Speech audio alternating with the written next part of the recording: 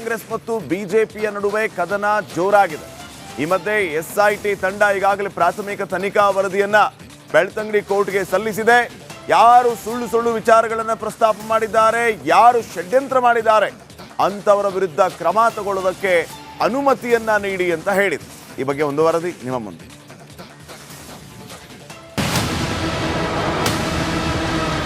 ಆರು ಜನ ಕಳ್ಳರು ಷಡ್ಯಂತ್ರ ಮಾಡಿದ್ದಾರೆ. ಮೊಹಮ್ಮದ್ ಸಮೀರ್ ಅವರಿಗೆ ಶಿಕ್ಷೆ ಆಗಬೇಕು, ಆ ಸೂತ್ರಧಾರನ ಬಂಧಿಸಬೇಕು. ಇವರೆಲ್ಲ ಬುರುಡೆ ಗ್ಯಾಂಗ್ ಅವರು ಜೈಲ್ ಪಾಲಾಗಬೇಕು. ಧರ್ಮಸ್ಥಳ ವಿರುದ್ಧ ಬುರುಡೆ ಗ್ಯಾಂಗ್ ಷಡ್ಯಂತ್ರ ಕೇಸ್. ಬೆಳ್ತಂಗಡಿ ಕೋರ್ಟ್ಗೆ ಎಸ್ಐಟಿ ತನಿಖಾ ವರದಿ ಸಲ್ಲಿಕೆ.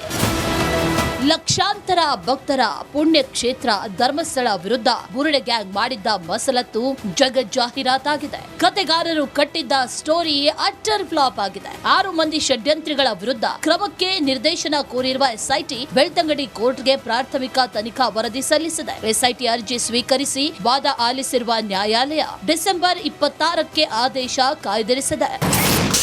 ಬುರುಡೆ ಗ್ಯಾಂಗ್ಗೆ ಫಾರಿನ್ ಫಂಡ್.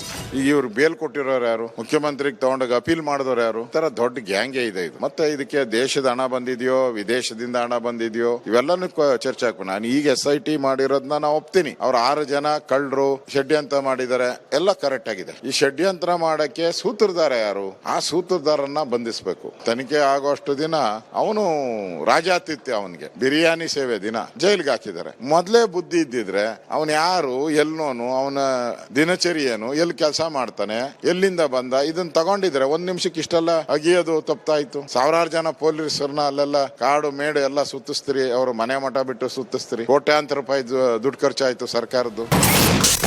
ಎಸ್ಐಟಿ ತನಿಖೆ ಮೂಲಕ ಬಿ ಗ್ಯಾಂಗ್ಗೆ ಶಿಕ್ಷೆ ಆಗಲಿ. ಈಗ SIT ಒಂದು ಹಂತದಲ್ಲಿ ಒಂದು ಒಳ್ಳೆ ರೀತಿಯಾದಂಥ ನಿಜ ಸ್ವರೂಪವನ್ನು ಪಡೆದಿದೆ.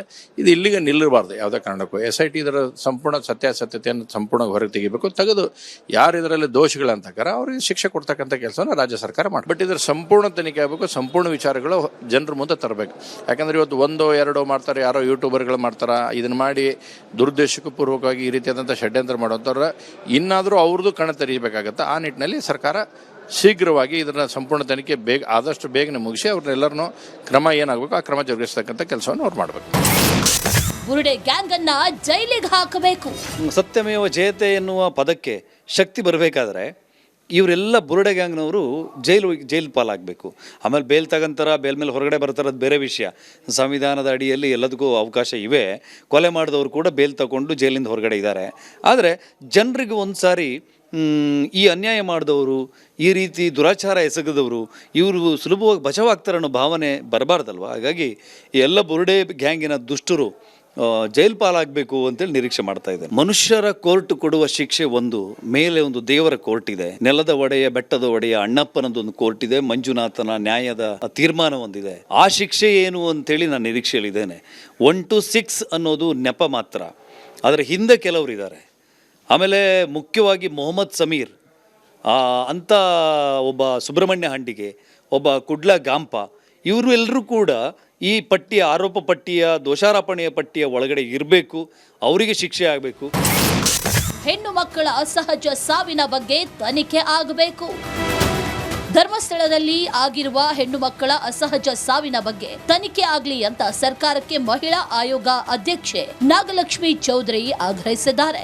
ಬುರುಡೆ ಚಿನ್ನಯ್ಯನಗೋಸ್ಕರ ನಾನು ಮಹಿಳಾ ಆಯೋಗದ ಅಧ್ಯಕ್ಷೆಯಾಗಿ ತನಿಖೆಗೆ ಬಂದಿದ್ದಲ್ಲ, ನಾವು ಬಂದಿದ್ದು 20 ವರ್ಷಗಳ ಕಾಲ ಅಲ್ಲಿ ಹೆಣ್ಣು ಮಕ್ಕಳು ಕಾಣೆಯಾದ್ರಲ್ಲ, ಅಸಹಜ ಸಾವುಗಳಾಯ್ತಲ್ಲ, ಅತ್ಯಾಚಾರಗಳಾಯ್ತಲ್ಲ, ಅದನ್ನ ಮಾಡಿದವ್ರು ಯಾರು ತನಿಖೆ ಮಾಡಿ ಅಂತ ನಾವು SIT ಅನ್ನೋದನ್ನ ಬುರುಡೆ ಚಿನ್ನಯ್ಯನ ಕೊಡೋ ಅವಶ್ಯಕತೆ ಇರಲಿಲ್ಲ. ಸರ್ಕಾರಕ್ಕೆ ದೂರು ಕೊಟ್ಟವರೇ ಆರೋಪಿಗಳಾಗಿದ್ದಾರೆ. SIT ತನಿಖೆಯಲ್ಲಿ ಬುರುಡೆ ಗ್ಯಾಂಗ್ ಸಂಚು ಬಯಲಾಗಿದೆ. ಕತೆಗಾರರ ವಿರುದ್ಧ ಕಾನೂನು ಕ್ರಮಕ್ಕೆ ಕೂಗು ಕೇಳಿ ಬರ್ತಿದೆ.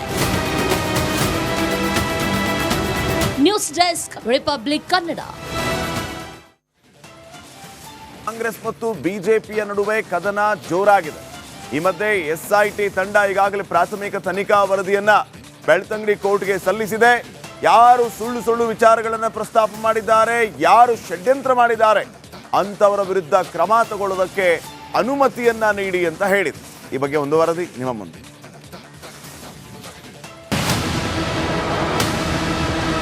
ಅವ್ರು 6 ಜನ ಕಳ್ಳರು ಷಡ್ಯಂತ್ರ ಮಾಡಿದ್ದಾರೆ. ಮೊಹಮ್ಮದ್ ಸಮೀರ್ ಅವರಿಗೆ ಶಿಕ್ಷೆ ಆಗಬೇಕು, ಆ ಸೂತ್ರಧಾರನ್ನ ಬಂಧಿಸಬೇಕು. ಇವರೆಲ್ಲ ಬುರುಡೆ ಗ್ಯಾಂಗ್ನವರು ಜೈಲ್ ಪಾಲಾಗಬೇಕು. ಧರ್ಮಸ್ಥಳ ವಿರುದ್ಧ ಬುರುಡೆ ಗ್ಯಾಂಗ್ ಷಡ್ಯಂತ್ರ ಕೇಸ್.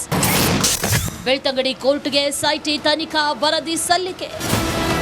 ಲಕ್ಷಾಂತರ ಭಕ್ತರ ಪುಣ್ಯ ಕ್ಷೇತ್ರ ಧರ್ಮಸ್ಥಳ ವಿರುದ್ಧ ಬುರುಡೆ ಗ್ಯಾಂಗ್ ಮಾಡಿದ್ದ ಮಸಲತ್ತು ಜಗಜ್ಜಾಹೀರಾತಾಗಿದೆ. ಕತೆಗಾರರು ಕಟ್ಟಿದ್ದ ಸ್ಟೋರಿ ಅಟ್ಟರ್ ಫ್ಲಾಪ್ ಆಗಿದೆ. 6 ಮಂದಿ ಷಡ್ಯಂತ್ರಿಗಳ ವಿರುದ್ಧ ಕ್ರಮಕ್ಕೆ ನಿರ್ದೇಶನ ಕೋರಿರುವ ಎಸ್ಐಟಿ ಬೆಳ್ತಂಗಡಿ ಕೋರ್ಟ್ಗೆ ಪ್ರಾಥಮಿಕ ತನಿಖಾ ವರದಿ ಸಲ್ಲಿಸಿದೆ. ಎಸ್ಐಟಿ ಅರ್ಜಿ ಸ್ವೀಕರಿಸಿ ವಾದ ಆಲಿಸಿರುವ ನ್ಯಾಯಾಲಯ ಡಿಸೆಂಬರ್ 26ಕ್ಕೆ ಆದೇಶ ಕಾಯ್ದಿರಿಸಿದೆ. ಬುರುಡೆ ಗ್ಯಾಂಗ್ಗೆ ಫಾರಿನ್ ಫಂಡ್. ಈಗ ಇವ್ರು ಬೇಲ್ ಕೊಟ್ಟಿರೋರು ಯಾರು? ಮುಖ್ಯಮಂತ್ರಿಗೆ ತಗೊಂಡಾಗ ಅಪೀಲ್ ಮಾಡಿದವರು ಯಾರು? ತರ ದೊಡ್ಡ ಗ್ಯಾಂಗೇ ಇದೆ ಇದು. ಮತ್ತೆ ಇದಕ್ಕೆ ದೇಶದ ಹಣ ಬಂದಿದೆಯೋ ವಿದೇಶದಿಂದ ಹಣ ಬಂದಿದೆಯೋ ಇವೆಲ್ಲಾನು ಚರ್ಚೆ ಹಾಕ್ಬೇಕು. ನಾನು ಈಗ SIT ಮಾಡಿರೋದನ್ನ ನಾವು ಒಪ್ತೀನಿ. ಅವ್ರು 6 ಜನ ಕಳ್ಳರು ಷಡ್ಯಂತ್ರ ಮಾಡಿದ್ದಾರೆ, ಎಲ್ಲ ಕರೆಕ್ಟ್ ಆಗಿದೆ. ಈ ಷಡ್ಯಂತ್ರ ಮಾಡಕ್ಕೆ ಸೂತ್ರಧಾರ ಯಾರು? ಆ ಸೂತ್ರಧಾರನ್ನ ಬಂಧಿಸಬೇಕು. ತನಿಖೆ ಆಗೋಷ್ಟು ದಿನ ಅವನು ರಾಜಾತಿಥ್ಯ, ಅವನಿಗೆ ಬಿರಿಯಾನಿ ಸೇವೆ ದಿನ ಜೈಲ್ಗೆ ಹಾಕಿದ್ದಾರೆ. ಮೊದ್ಲೇ ಬುದ್ಧಿ ಇದ್ದಿದ್ರೆ ಅವನ್ ಯಾರು, ಎಲ್ಲೋನು, ಅವನ ದಿನಚರಿ ಏನು, ಎಲ್ಲಿ ಕೆಲಸ ಮಾಡ್ತಾನೆ, ಎಲ್ಲಿಂದ ಬಂದ, ಇದನ್ನ ತಗೊಂಡಿದ್ರೆ 1 ನಿಮಿಷಕ್ಕೆ ಇಷ್ಟೆಲ್ಲ ಅಗಿಯೋದು ತಪ್ಪಾಯ್ತು. 1000 ಜನ ಪೊಲೀಸರನ್ನ ಅಲ್ಲೆಲ್ಲ ಕಾಡು ಮೇಡು ಎಲ್ಲ ಸುತ್ತಿಸ್ತೀರಿ, ಅವರು ಮನೆ ಮಠ ಬಿಟ್ಟು ಸುತ್ತಿಸ್ತೀರಿ. ಕೋಟ್ಯಾಂತರ ರೂಪಾಯಿ ದುಡ್ಡು ಖರ್ಚಾಯ್ತು ಸರ್ಕಾರದ್ದು. ಎಸ್ಐಟಿ ತನಿಖೆ ಮೂಲಕ ಬಿ ಗ್ಯಾಂಗ್ಗೆ ಶಿಕ್ಷೆ ಆಗಲಿ. ಈಗ SIT ಒಂದು ಹಂತದಲ್ಲಿ ಒಂದು ಒಳ್ಳೆ ರೀತಿಯಾದಂಥ ನಿಜ ಸ್ವರೂಪವನ್ನು ಪಡೆದಿದೆ. ಇದು ಇಲ್ಲಿಗೆ ನಿಲ್ಲಬಾರ್ದು ಯಾವುದೇ ಕಾರಣಕ್ಕೂ. SIT ಇದರ ಸಂಪೂರ್ಣ ಸತ್ಯಾಸತ್ಯತೆಯನ್ನು ಸಂಪೂರ್ಣ ಹೊರಗೆ ತೆಗಿಬೇಕು. ತೆಗೆದು ಯಾರು ಇದರಲ್ಲಿ ದೋಷಿಗಳಂತಕಾರ ಅವರಿಗೆ ಶಿಕ್ಷೆ ಕೊಡ್ತಕ್ಕಂಥ ಕೆಲಸವನ್ನು ರಾಜ್ಯ ಸರ್ಕಾರ ಮಾಡಿ. ಬಟ್ ಇದರ ಸಂಪೂರ್ಣ ತನಿಖೆ ಆಗಬೇಕು, ಸಂಪೂರ್ಣ ವಿಚಾರಗಳು ಜನರ ಮುಂದೆ ತರಬೇಕು. ಯಾಕಂದ್ರೆ ಇವತ್ತು 1-2 ಮಾಡ್ತಾರೆ, ಯಾರೋ ಯೂಟ್ಯೂಬರ್ಗಳು ಮಾಡ್ತಾರೆ. ಇದನ್ನ ಮಾಡಿ ದುರುದ್ದೇಶಕ್ಕೂ ಪೂರ್ವಕವಾಗಿ ಈ ರೀತಿಯಾದಂಥ ಷಡ್ಯಂತ್ರ ಮಾಡುವಂಥವ್ರ ಇನ್ನಾದರೂ ಅವ್ರದ್ದು ಕಣ ತೆರೀಬೇಕಾಗತ್ತೆ. ಆ ನಿಟ್ಟಿನಲ್ಲಿ ಸರ್ಕಾರ ಶೀಘ್ರವಾಗಿ ಇದನ್ನ ಸಂಪೂರ್ಣ ತನಿಖೆ ಆದಷ್ಟು ಬೇಗನೆ ಮುಗಿಸಿ ಅವ್ರನ್ನೆಲ್ಲರನ್ನೂ ಕ್ರಮ ಏನಾಗಬೇಕು ಆ ಕ್ರಮ ಜರುಗಿಸ್ತಕ್ಕಂಥ ಕೆಲಸವನ್ನು ಅವ್ರು ಮಾಡಬೇಕು. ಬುರುಡೆ ಗ್ಯಾಂಗ್ ಅನ್ನ ಜೈಲಿಗೆ ಹಾಕಬೇಕು. ಸತ್ಯಮೇವ ಜಯತೆ ಎನ್ನುವ ಪದಕ್ಕೆ ಶಕ್ತಿ ಬರಬೇಕಾದ್ರೆ ಇವರೆಲ್ಲ ಬುರುಡೆ ಗ್ಯಾಂಗ್ನವರು ಜೈಲು ಪಾಲಾಗಬೇಕು. ಆಮೇಲೆ ಬೇಲ್ ತಗಂತಾರ, ಬೇಲ್ ಮೇಲೆ ಹೊರಗಡೆ ಬರ್ತಾರದು ಬೇರೆ ವಿಷಯ. ಸಂವಿಧಾನದ ಅಡಿಯಲ್ಲಿ ಎಲ್ಲದಕ್ಕೂ ಅವಕಾಶ ಇವೆ. ಕೊಲೆ ಮಾಡಿದವರು ಕೂಡ ಬೇಲ್ ತಗೊಂಡು ಜೈಲಿಂದ ಹೊರಗಡೆ ಇದ್ದಾರೆ. ಆದರೆ ಜನರಿಗೆ ಒಂದು ಸಾರಿ ಈ ಅನ್ಯಾಯ ಮಾಡಿದವರು, ಈ ರೀತಿ ದುರಾಚಾರ ಎಸಗದವರು ಇವರು ಸುಲಭವಾಗಿ ಬಚಾವಾಗ್ತಾರೆ ಅನ್ನೋ ಭಾವನೆ ಬರಬಾರ್ದಲ್ವ. ಹಾಗಾಗಿ ಈ ಎಲ್ಲ ಬುರುಡೆ ಗ್ಯಾಂಗಿನ ದುಷ್ಟರು ಜೈಲು ಪಾಲಾಗಬೇಕು ಅಂತೇಳಿ ನಿರೀಕ್ಷೆ ಮಾಡ್ತಾ ಇದ್ದಾರೆ. ಮನುಷ್ಯರ ಕೋರ್ಟ್ ಕೊಡುವ ಶಿಕ್ಷೆ ಒಂದು, ಮೇಲೆ ಒಂದು ದೇವರ ಕೋರ್ಟ್ ಇದೆ, ನೆಲದ ಒಡೆಯ ಬೆಟ್ಟದ ಒಡೆಯ ಅಣ್ಣಪ್ಪನದೊಂದು ಕೋರ್ಟ್ ಇದೆ, ಮಂಜುನಾಥನ ನ್ಯಾಯದ ತೀರ್ಮಾನ ಒಂದಿದೆ. ಆ ಶಿಕ್ಷೆ ಏನು ಅಂತೇಳಿ ನಾನು ನಿರೀಕ್ಷೆಯಲ್ಲಿದ್ದೇನೆ. 1 to 6 ಅನ್ನೋದು ನೆಪ ಮಾತ್ರ, ಅದರ ಹಿಂದೆ ಕೆಲವರು ಇದ್ದಾರೆ. ಆಮೇಲೆ ಮುಖ್ಯವಾಗಿ ಮೊಹಮ್ಮದ್ ಸಮೀರ್ ಅಂತ ಒಬ್ಬ ಸುಬ್ರಹ್ಮಣ್ಯ ಹಂಡಿಗೆ, ಒಬ್ಬ ಕುಡ್ಲ ಗಾಂಪ, ಇವರು ಎಲ್ಲರೂ ಕೂಡ ಈ ಪಟ್ಟಿಯ ಆರೋಪ ಪಟ್ಟಿಯ ದೋಷಾರೋಪಣೆಯ ಪಟ್ಟಿಯ ಒಳಗಡೆ ಇರಬೇಕು. ಅವರಿಗೆ ಶಿಕ್ಷೆ ಆಗಬೇಕು. ಹೆಣ್ಣು ಮಕ್ಕಳ ಅಸಹಜ ಸಾವಿನ ಬಗ್ಗೆ ತನಿಖೆ ಆಗಬೇಕು. ಧರ್ಮಸ್ಥಳದಲ್ಲಿ ಆಗಿರುವ ಹೆಣ್ಣು ಮಕ್ಕಳ ಅಸಹಜ ಸಾವಿನ ಬಗ್ಗೆ ತನಿಖೆ ಆಗಲಿ ಅಂತ ಸರ್ಕಾರಕ್ಕೆ ಮಹಿಳಾ ಆಯೋಗ ಅಧ್ಯಕ್ಷೆ ನಾಗಲಕ್ಷ್ಮಿ ಚೌಧರಿ ಆಗ್ರಹಿಸಿದ್ದಾರೆ. ಬುರುಡೆ ಚಿನ್ನಯ್ಯನಗೋಸ್ಕರ ನಾನು ಮಹಿಳಾ ಆಯೋಗದ ಅಧ್ಯಕ್ಷೆಯಾಗಿ ತನಿಖೆಗೆ ಬಂದಿದ್ದಲ್ಲ, ನಾವು ಬಂದಿದ್ದು 20 ವರ್ಷಗಳ ಕಾಲ ಅಲ್ಲಿ ಹೆಣ್ಣು ಮಕ್ಕಳು ಕಾಣೆಯಾದ್ರಲ್ಲ, ಅಸಹಜ ಸಾವುಗಳಾಯ್ತಲ್ಲ, ಅತ್ಯಾಚಾರಗಳಾಯ್ತಲ್ಲ, ಅದನ್ನ ಮಾಡಿದವ್ರು ಯಾರು ತನಿಖೆ ಮಾಡಿ ಅಂತ ನಾವು SIT ಅನ್ನೋದನ್ನ ಬುರುಡೆ ಚಿನ್ನಯ್ಯನ ಕೂಡ ಅವಶ್ಯಕತೆ ಇರಲಿಲ್ಲ. ಸರ್ಕಾರಕ್ಕೆ ದೂರು ಕೊಟ್ಟವರೇ ಆರೋಪಿಗಳಾಗಿದ್ದಾರೆ. SIT ತನಿಖೆಯಲ್ಲಿ ಬುರುಡೆ ಗ್ಯಾಂಗ್ ಸಂಚು ಬಯಲಾಗಿದೆ. ಕತೆಗಾರರ ವಿರುದ್ಧ ಕಾನೂನು ಕ್ರಮಕ್ಕೆ ಕೂಗು ಕೇಳಿ ಬರ್ತಿದೆ. News desk, republic Kannada.